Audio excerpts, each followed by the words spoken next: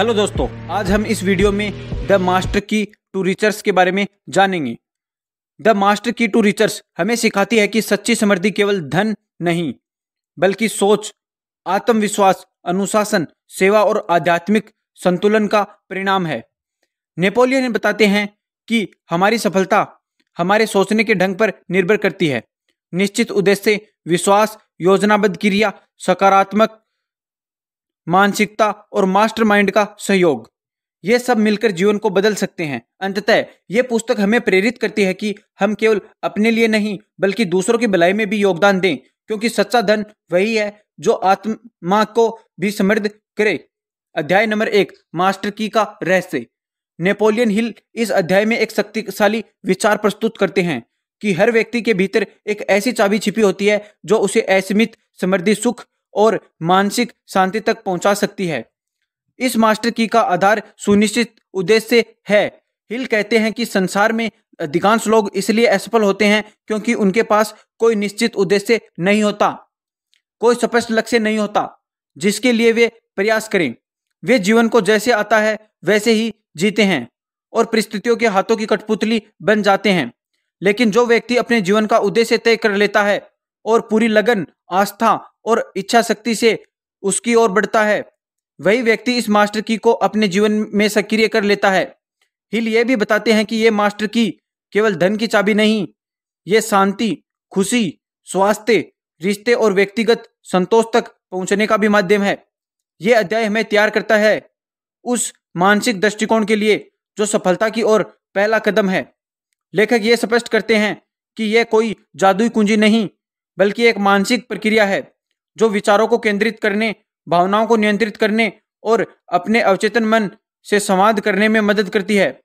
अगर आप इस मास्टर की को अपनाते हैं और इसके नियमों को अनुशासित होकर लागू करते हैं तो आप इन केवल धन अर्जित कर सकते हैं बल्कि एक ऐसा जीवन जी सकते हैं जो आपकी सबसे ऊंची कल्पनाओं से भी परे हो। अध्याय नंबर 2, समृद्धि का मानसिक दृष्टिकोण। इस अध्याय में नेपोलियन हिल स्पष्ट करते हैं कि असली समृद्धि केवल धन संपत्ति नहीं बल्कि यह एक मानसिक अवस्था है, एक दृष्टिकोण है जिसे कोई भी व्यक्ति विकसित कर सकता है। लेखक बताते हैं कि हमारी सोच ही हमारे जीवन की दिशा तय करती है। यदि हमारा दृष्टिकोण सकारात्मक, आशावादी और उद्देश्यपूर्ण है तो हम परिस्थितियों को अपने अनुसार मोड़ सकते हैं। हिल कहते हैं कि कोई भी व्यक्ति तब तक सच्ची समृद्धि प्राप्त नहीं कर सकता जब तक वह अपने सोचने के तरीके को नहीं बदलता। वे इसे पॉजिटिव मेंटल एटीट्यूड या सकारात्मक मानसिक दृष्टिकोण कहते हैं, जो मास्टर की का दूसरा महत्वपूर्ण स्तंभ है। यह दृष्टिकोण हमें कठिनाइयों में भी अवसर देखने की शक्ति देता है और असफलताओं को सीखने और आगे बढ़ने के साधन के रूप में उपयोग करना सीखता है। लेखक जोर देकर कहते हैं कि सफल लोग कभी नकारात्मक सोच के शिकार नहीं होते बल्कि वे अपने विचारों और भावनाओं पर पूर्ण नियंत्रण रखते हैं। इस अध्याय में बताया गया है कि हमारे विचार ही ऊर्जा के रूप में कार्य करते हैं और जैसे विचार हम अपने मन में रखेंगे वैसा ही जीवन हमें मिलेगा। यदि हम समृद्धि, सफलता और सौभाग्य के बारे में सोचते हैं और उन पर विश्वास करते हैं तो धीरे धीरे वही चीजें हमारे जीवन में खींचने लगती हैं। यह अध्याय हमें आत्मनिरीक्षण करने के लिए प्रेरित करता है। क्या हम अपने विचारों को नियंत्रित कर रहे हैं या वे हमें नियंत्रित कर रहे हैं? हिल हमें याद दिलाते हैं कि मानसिक दृष्टिकोण बदलना एक अभ्यास है और जो व्यक्ति इसे नियमित रूप से करता है वही मास्टर की का सच्चा उपयोगकर्ता बनता है। अध्याय नंबर 3, सुनिश्चित उद्देश्य, सफलता की आधारशिला। इस अध्याय में नेपोलियन हिल उस रहस्य को विस्तार से समझाते हैं जिसे वे सफलता की नींव मानते हैं। सुनिश्चित उद्देश्य, उनका मानना है कि जब तक किसी व्यक्ति के जीवन का एक स्पष्ट, ठोस और उद्देश्यपूर्ण लक्ष्य नहीं होता तब तक वह सफलता की ओर बढ़ ही नहीं सकता। सुनिश्चित उद्देश्य हमें यह स्पष्टता देता है कि हम जीवन में क्या चाहते हैं और किस दिशा में जाना है। यह उद्देश्य केवल धन कमाने तक सीमित नहीं होना चाहिए बल्कि ऐसा लक्ष्य होना चाहिए जो हमारे दिल को गहराई से प्रेरित करे, जो हमारे जुनून और हमारे विश्वास से जुड़ा हो। हिल कहते हैं कि जब आप कोई निश्चित उद्देश्य तय कर लेते हैं और उसे पूरे दिल से अपनाते हैं तो आप अपने अवचेतन मन को एक सटीक संकेत भेजते हैं। यह संकेत आपके मन की शक्तियों को जागृत करता है और ब्रह्मांड की ऊर्जा को आपकी मदद के लिए आकर्षित करता है। इस अध्याय में वे उदाहरणों के माध्यम से बताते हैं कि कैसे इतिहास के महान व्यक्तियों Thomas Edison, Ibrahim Lincoln, Henry Ford जैसे लोगों ने एक सुनिश्चित उद्देश्य तय किया और तमाम असफलताओं के बावजूद पीछे नहीं हटे। उन्होंने अपने विचारों और क्रियाओं को एक दिशा में केंद्रित रखा और अंततः वही हासिल किया जिसकी उन्होंने कल्पना की थी। लेखक ये भी समझाते हैं कि एक निश्चित उद्देश्य के साथ जीना हमें आलस्य, भ्रम और असमंजस्य से बचाता है। यह हमें एक सशक्त निर्णय लेने वाला बनाता है और हमारी ऊर्जा को बिखरने से रोकता है। अंत में हिल हमें यह अभ्यास करने का सुझाव देते हैं कि हम अपने लक्ष्य को स्पष्ट रूप से लिखें, रोजाना उसे पढ़ें, उस पर ध्यान केंद्रित करें और यह माने कि वह लक्ष्य पहले से ही हमारे पास है। जब यह विश्वास हमारी आदत बन जाता है तब जीवन में चमत्कारी परिवर्तन होना शुरू हो जाते हैं। यही है सफलता का पहला ठोस कदम, एक सुनिश्चित उद्देश्य के साथ जीना। अध्याय नंबर 4, विश्वास की शक्ति। आप जैसा सोचते हैं वैसा ही बनते हैं। नेपोलियन हिल इस अध्याय में विश्वास को मास्टर की के सबसे महत्वपूर्ण तत्वों में से एक बताते हैं। वे कहते हैं कि विश्वास एक मानसिक अवस्था है जो विचारों को सजीव बनाती है और उन्हें साकार करने की शक्ति देती है। जब आप अपने निश्चित उद्देश्य पर विश्वास करना शुरू करते हैं, मानो वह पहले से ही पूरा हो चुका है, तब आप अपने अवचेतन मन को क्रियाशील करते हैं और वह आपके पक्ष में परिस्थितियां रचने लगता है। यह विश्वास ही है जो आपके विचारों को ऊर्जा देता है और उन्हें कार्य में परिवर्तित करता है। हिल समझाते हैं कि विश्वास सिर्फ मन की कल्पना नहीं बल्कि एक शक्तिशाली भावनात्मक कंपन है जो आपके शरीर और विचार को एक दिशा देता है। जब यह कंपन आपके निश्चित उद्देश्य के साथ मिल जाता है तब एक ऐसी मानसिक अवस्था बनती है जो सफलता को अनिवार्य कर देती है। यह अध्याय विशेष रूप से हमें बताता है कि विश्वास विकसित किया जा सकता है और इसका एक सबसे शक्तिशाली माध्यम है आत्म सुझाव। लेखक बताते हैं कि यदि आप रोज अपने लक्ष्य को दोहराएं, उसे भावनाओं के साथ महसूस करते हुए, उसमें विश्वास करते हुए, धीरे धीरे वह विचार आपके अवचेतन मन में गहराई तक प्रवेश कर जाता है और वह उसे सत्य मानकर कार्य करना शुरू कर देता है। यह वही प्रक्रिया है जिसे डर, संदेह और असफलता की मानसिकता बनाती है। यदि आप बार बार नकारात्मक बातें सोचते हैं तो आपका मन उन्हें भी सच मानने लगता है। इसलिए हिल आग्रह करते हैं कि हम अपने मन की रक्षा करें, नकारात्मक विचारों से बचें, सकारात्मक दृष्टिकोण को अपनाएं और अपने लक्ष्य पर विश्वास करना सीखें। वे ये भी कहते हैं कि विश्वास के बिना कोई योजना, कोई ज्ञान और कोई प्रयास लंबे समय तक सफल नहीं हो सकता। विश्वास वह ईंधन है जो आपके विचारों को उड़ान देता है। यह अध्याय हमें प्रेरित करता है कि हम अपने मन को प्रशिक्षित करें, हर दिन अपने उद्देश्य को दोहराएं और ये माने कि हम उसे प्राप्त कर चुके हैं। जब यह विश्वास भीतर उतर जाता है तब असंभव भी संभव होने लगता है। अध्याय नंबर 5, आत्म सुझाव, अवचेतन मन से संवाद की कला। इस अध्याय में नेपोलियन हिल उस तकनीकी को विस्तार से समझाते हैं जो हमारी सोच को हमारे अवचेतन मन तक पहुंचाने का सेतु बनती है। आत्म सुझाव। हिल कहते हैं कि आत्म सुझाव वह माध्यम है जिससे हम अपने अवचेतन मन को नियंत्रित कर सकते हैं, उसे निर्देश दे सकते हैं और उसकी असीम शक्ति को सक्रिय कर सकते हैं। यह कोई रहस्यमय प्रक्रिया नहीं बल्कि एक वैज्ञानिक तरीका है। अपने विचारों और भावनाओं को बार बार दोहराइए, उन्हें यथार्थता में बदलाव के लिए चुनिए। वे बताते हैं कि हर दिन, हर पल हम अपने अवचेतन मन को कुछ न कुछ संदेश भेज रहे होते हैं, या तो सकारात्मक या नकारात्मक। अगर हम अपने आपस में ही बार बार कहते रहें, मैं असफल हूं, मेरे पास समय नहीं है, मैं गरीब हूं, तो यह संदेश धीरे धीरे हमारे अवचेतन मन में जमा हो जाता है और वह वैसा ही हमारा जीवन बना देता है। लेकिन अगर हम जानबूझकर सकारात्मक और उद्देश्यपूर्ण विचारों को बार बार अपने मन में दोहराते हैं, जैसे मैं सफल हूं, मैं धनवान हूं, मैं आत्मविश्वासी हूं, मैं हर दिन अपने लक्ष्य के करीब पहुंच रहा हूं, तो ये विचार हमारे भीतर गहराई तक बस जाते हैं और अवचेतन मन उन्हें सत्य मानकर उनके अनुसार कार्य करने लगता है। हिल आत्म सुझाव की प्रक्रिया को एक अनुशासित अभ्यास बताते हैं। वे कहते हैं कि सुबह उठते ही और रात सोने से पहले अपने निश्चित उद्देश्य को जोर से भावनाओं के साथ, विश्वास के साथ दोहराना चाहिए। इसे केवल शब्दों की रट नहीं बल्कि पूरी तरह से महसूस करते हुए बोलना चाहिए। मानो वह पहले से ही सच हो गया हो। ये भावना ही आत्म सुझाव को प्रभावशाली बनाती है। वे ये भी स्पष्ट करते हैं कि आत्म सुझाव केवल सफलता तक ही सीमित नहीं है, ये हमारी आदतें बदल सकता है, डर को मिटा सकता है, स्वास्थ्य को सुधार सकता है और आत्मविश्वास को नई ऊंचाइयों दे सकता है। ये अध्याय हमें सिखाता है कि हम अपने भाग्य के निर्माता हैं और आत्म सुझाव उस निर्माण की कुंजी है। जैसा हम अपने मन से कहते हैं वैसा ही हमारा जीवन बनेगा। अध्याय 6, विशेष ज्ञान, सफलता के लिए सही जानकारी का चयन। इस अध्याय में नेपोलियन हिल बताते हैं कि सफलता केवल इच्छा, विश्वास और उद्देश्य से नहीं मिलती, उसके साथ चाहिए विशेषज्ञ ज्ञान। लेकिन ये ज्ञान हमेशा किताबों, कॉलेजों या डिग्री से नहीं आता। हिल ये स्पष्ट करते हैं कि साधारण ज्ञान और विशिष्ट ज्ञान में अंतर होता है। बहुत से लोग जिनके पास बहुत सी डिग्रियां होती हैं वे जीवन में सफल नहीं होते क्योंकि वे उस ज्ञान को किसी निश्चित उद्देश्य में नहीं बदल पाते। वहीं दूसरी ओर कुछ लोग सीमित शिक्षा के बावजूद अत्यधिक सफल हो जाते हैं क्योंकि उन्होंने आवश्यक ज्ञान को अपनी योजना और उद्देश्य के अनुसार एकत्र कर लिया होता है। लेखक बताते हैं कि आपको हर चीज खुद जानने की जरूरत नहीं। अगर आप जानते हैं कि कौन क्या जानता है और आप उस ज्ञान का लाभ कैसे ले सकते हैं तो आप किसी भी लक्ष्य को पा सकते हैं। हिल इसके लिए मास्टरमाइंड ग्रुप की अवधारणा को भी छूते हैं, एक ऐसा समूह है जिसमें विभिन्न लोगों का विशेष ज्ञान एक दिशा में लगाया जाता है। यही कारण है कि सभी सफल लोग विशेषज्ञों की मदद लेते हैं, चाहे वो कानून हो, मार्केटिंग हो, फाइनेंस हो या तकनीक। हिल ये भी बताते हैं कि विशेष ज्ञान स्थायी नहीं होता। आज जो जानकारी उपयोगी है वह कल पुरानी हो जाती है। इसलिए सीखते रहना, नए ज्ञान को आत्मसात करना और उसे व्यावहारिक योजना में डालना अत्यंत आवश्यक है।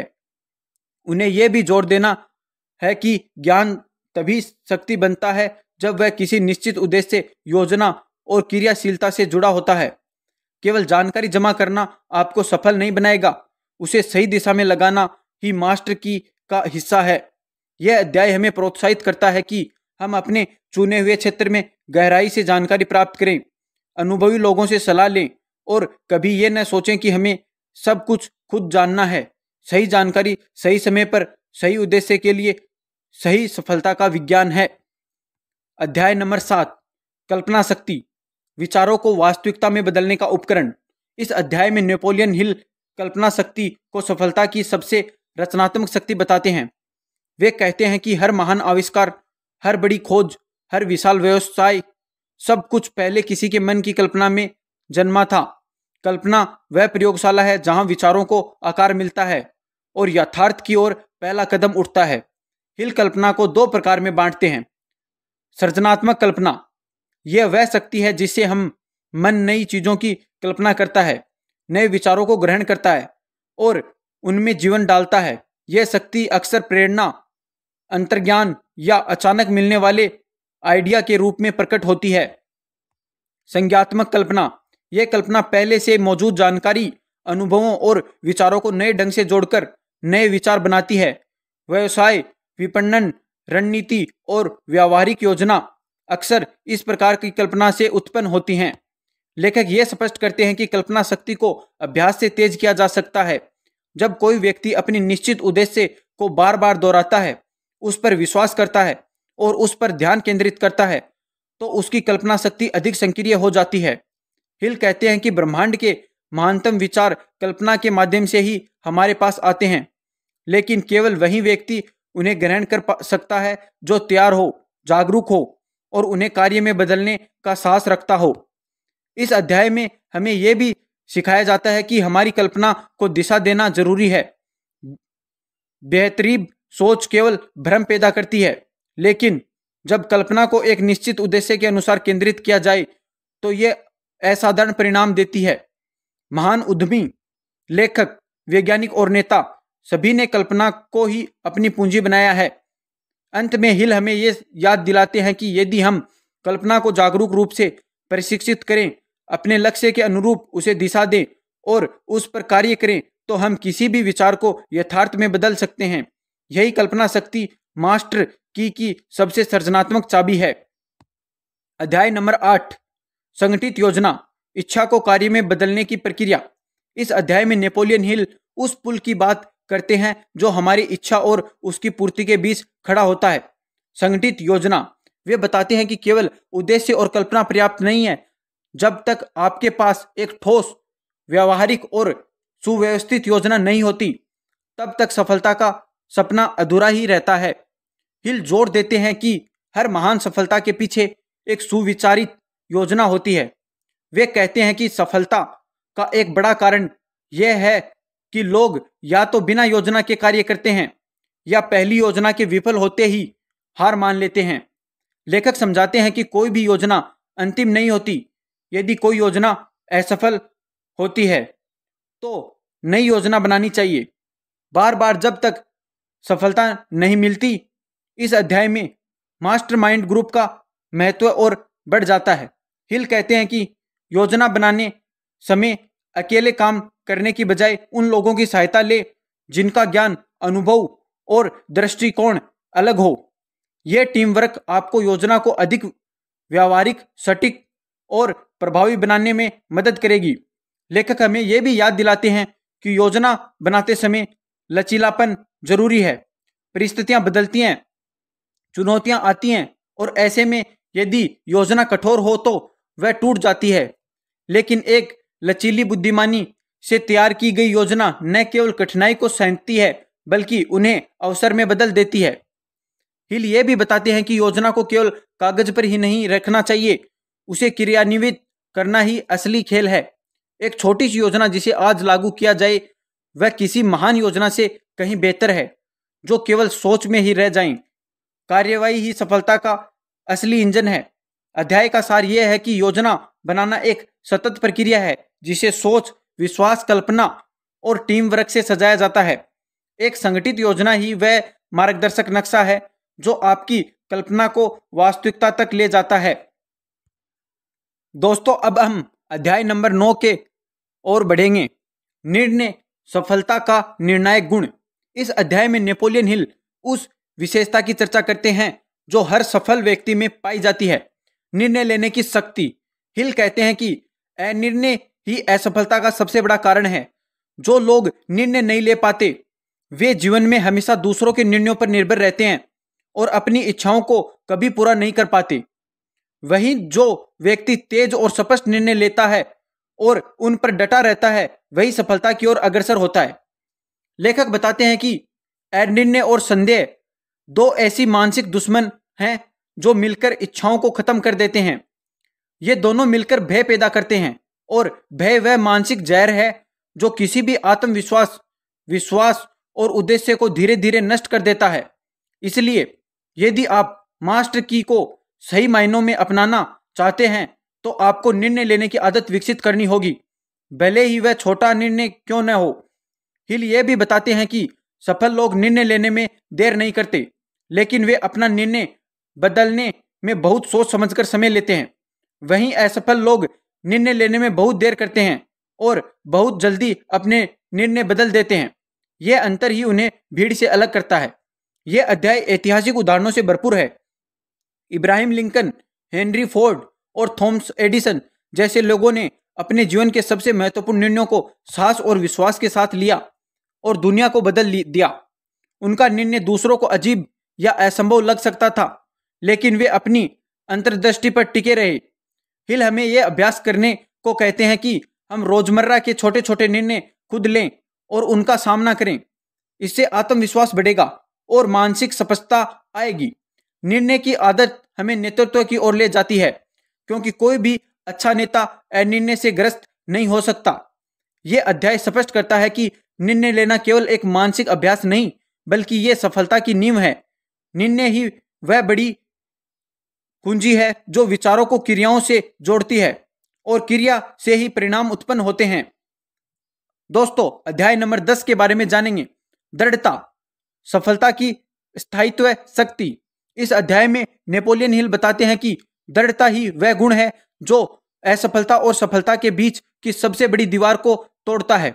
वे कहते हैं कि बहुत से लोग इसलिए असफल नहीं होते क्योंकि उनके पास योग्यता या योजना की कमी होती है, बल्कि वे इसलिए हार मान लेते हैं क्योंकि वे जारी नहीं रख पाते।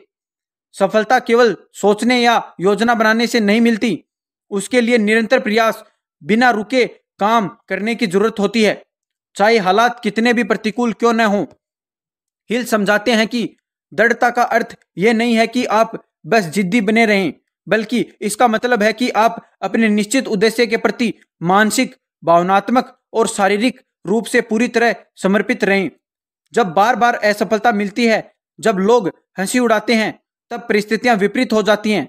उसी समय आपका असली इम्तिहान होता है। जो इस समय टिके रहते हैं वही जीतते हैं। लेखक बताते हैं कि दृढ़ता को 4 चीजों से बल मिलता है। स्पष्ट उद्देश्य से, जब लक्ष्य स्पष्ट हो तो उसे छोड़ना मुश्किल होता है। इच्छा की तीव्रता, जब आप कुछ पाने के लिए सचमुच भूखे होते हैं तो आप कभी हार नहीं मानते। आत्मनिर्भरता में विश्वास, अपने ऊपर भरोसा होना सबसे बड़ी ताकत है। संगठित योजना, जब आपके पास कार्य की दिशा होती है तो आप लंबे समय तक टिके रहते हैं। हिल चेतावनी देते हैं कि दुनिया हजारों ऐसे लोगों से भरी है जिन्होंने बस एक कदम पहले हार मान ली। वे कहते हैं अक्सर सफलता उस व्यक्ति के बिल्कुल पास होती है जो हार मान चुका होता है। यही कारण है कि वे हमें बार बार कहते हैं चाहे कुछ भी हो जाए, बस रुकना मत। हर बार गिरकर उठना ही दृढ़ता की असली पहचान है। यह अध्याय हमें आंतरिक शक्ति का पाठ पढ़ाता है कि अगर हमारी इच्छा सच्ची और हम उसमें निरंतर प्रयास करते रहें तो ब्रह्मांड भी हमारी मदद करता है। दृढ़ता ही वह ऊर्जा है जो असंभव को संभव में बदल देती है। अध्याय नंबर 11, मास्टरमाइंड, सामूहिक मस्तिष्क की रहस्यमय शक्ति। इस अध्याय में नेपोलियन हिल मास्टरमाइंड की अवधारणा को विस्तार से समझाते हैं, जो कि द मास्टर की टू रिच की एक बेहद शक्तिशाली और अनोखी चाबी है। वे कहते हैं कि जब 2 या 2 से अधिक व्यक्ति एक समान उद्देश्य से, सहयोग की भावना और सामंजस्यपूर्ण मानसिकता वातावरण में साथ आते हैं तो एक तीसरी अदृश्य लेकिन वास्तविक शक्ति उत्पन्न होती है जिसे वे मास्टरमाइंड कहते हैं। यह मास्टरमाइंड कोई जादुई शक्ति नहीं, बल्कि ऊर्जा का एक रूप है जो सामूहिक सोच और सामूहिक भावना से उत्पन्न होती है। जैसे बैटरी जोड़ने से बिजली की ताकत बढ़ जाती है, वैसे ही जब कई मस्तिष्क एक उद्देश्य के लिए तालमेल में सोचते हैं तो विचारों की शक्ति कई गुना बढ़ जाती है। हिल बताते हैं कि लगभग हर सफल व्यक्ति के पीछे ऐसा कोई समूह होता है जिसने उन्हें ऊर्जा, समर्थन, विचार और प्रेरणा दी होती है।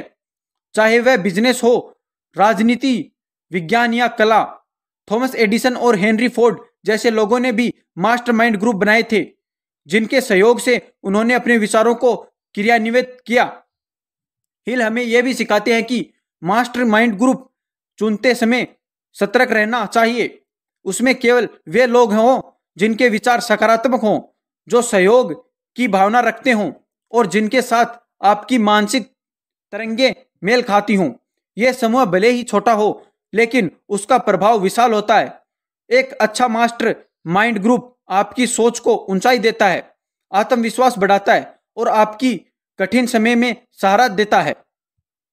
वे ये भी कहते हैं कि केवल भौतिक रूप से मिलने वाले लोगों से ही मास्टरमाइंड नहीं बनता। आप महान व्यक्तियों की आत्मकथाएं पढ़कर उनके सिद्धांतों को आत्मसात कर मानसिक मास्टरमाइंड बना जा सकता है। यह अभ्यास आपको उच्च सोच से जोड़ता है। यह अध्याय हमें याद दिलाता है कि अकेले चलना अच्छा है, लेकिन सही साथ मिलने पर हम अद्भुत ऊंचाइयों तक पहुंच सकते हैं। मास्टरमाइंड वह शक्ति है जो आपके विचारों को ब्रह्मांड की ऊर्जा से जोड़ देती है। दोस्तों, अब हम अध्याय 12 की ओर बढ़ेंगे। रहस्यमयी छठी इंद्रियां, अंतर्ज्ञान की अचेतन शक्ति।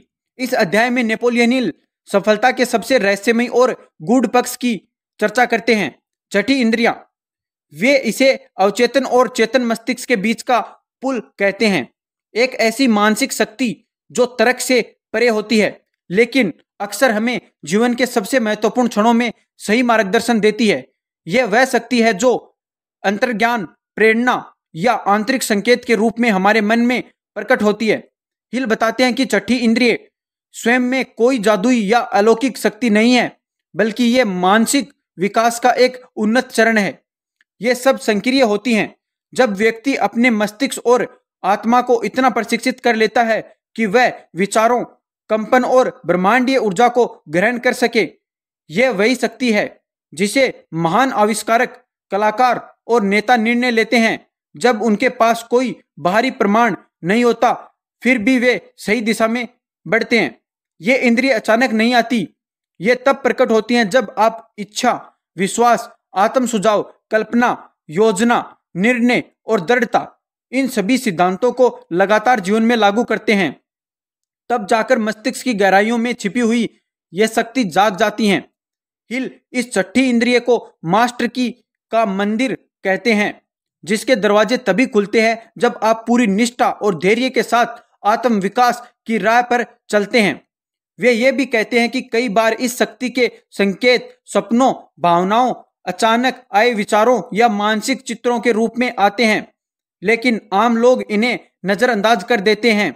सफल लोग इन्हें पकड़ते हैं, उन पर भरोसा करते हैं और कार्य करते हैं। छठी इंद्रिय का प्रयोग खतरों से बचाव में भी होता है। कई बार हमें बिना किसी स्पष्ट कारण के मन में कुछ अजीब सा महसूस होता है। वह चेतावनी होती है जिसे ये इंद्रिय देती हैं। ये अध्याय हमें सिखाता है कि जब हम अपने भीतर की शक्तियों को जागृत करते हैं तो हम केवल बाहरी दुनिया की नहीं बल्कि अपनी आत्मा की गहराइयों से भी संवाद करने लगते हैं। यही छठी इंद्रिय जो मास्टर की सबसे ऊंची सीढ़ी है। अध्याय नंबर 3, समृद्धि का स्वर्णिम नियम, संतुलन, सेवा और आत्मा की समृद्धि। नेपोलियन हिल इस अंतिम अध्याय में सफलता और समृद्धि के पूरे दर्शन का सार प्रस्तुत करते हैं। वे बताते हैं कि भले ही आप इच्छा, विश्वास, योजना, कल्पना, निर्णय, मास्टरमाइंड और छठी इंद्रिय जैसे सभी सिद्धांतों को अपनाएं, लेकिन जब तक आप स्वर्णिम निर्णय को नहीं अपनाते तब तक असली, स्थायी और पूर्ण समृद्धि नहीं मिल सकती। यह स्वर्णिम नियम है, जो भी तुम दूसरों के साथ करना चाहते हो पहले वह उनके साथ करो, यानी सेवा, नैतिकता और ईमानदारी। सफलता की आत्मा यही है। हिल कहते हैं कि जो भी व्यक्ति केवल अपने लिए कमाना चाहता है वह बहुत सीमित सफलता तक पहुंचता है, लेकिन जो दूसरों के जीवन को भी बेहतर बनाने की सोचता रहता है वह न केवल धन अर्जित करता है बल्कि उसे सम्मान, संतोष और आंतरिक शांति भी मिलती है। यह अध्याय यह समझाने पर केंद्रित है कि समृद्धि केवल पैसा नहीं, यह शारीरिक स्वास्थ्य, मानसिक शांति, सच्चे संबंध, प्रेम, आत्मिक बल और सामाजिक योगदान का एक संतुलित रूप है। लेखक चेतावनी देते हैं कि यदि आप मास्टर की के सिद्धांतों का प्रयोग स्वार्थ या दूसरों को धोखा देने के लिए करते हैं तो वे अंततः उल्टा असर करेंगे। ब्रह्मांड का नियम है कि जो ऊर्जा आप बाहर भेजते हैं वही कई गुना होकर लौटती है। इसलिए अगर आप धोखा देंगे तो आपको धोखा मिलेगा, अगर आप सेवा देंगे तो आपको 100 गुना सेवा और सहयोग मिलेगा। हिल ये भी बताते हैं कि सच्चा लीडर वही होता है जो दूसरों की सेवा करता है, दूसरों को बढ़ने में मदद करता है। इस सेवा भाव से जो शक्ति उत्पन्न होती है वह धन से भी अधिक मूल्यवान होती है, क्योंकि वह व्यक्ति को आंतरिक शांति और स्थायी प्रतिष्ठा देती है। यह अंतिम अध्याय हमें यह समझाता है कि सच्ची समृद्धि आत्मा से शुरू होती है। जब आप अपने भीतर सेवा, दया, उदारता और सच्चाई के मूल्यों को स्थापित कर लेते हैं तभी आप पूरी तरह से समृद्ध बनते हैं। मास्टर की का अंतिम और सबसे चमत्कार दांत यही है कि आप जो भी पाते हैं उसका एक हिस्सा संसार को वापस दें। दोस्तों मिलते हैं नेक्स्ट वीडियो में, तब तक के लिए थैंक यू दोस्तों। वीडियो को लाइक करना तथा हमारे चैनल को सब्सक्राइब करना ना भूलें।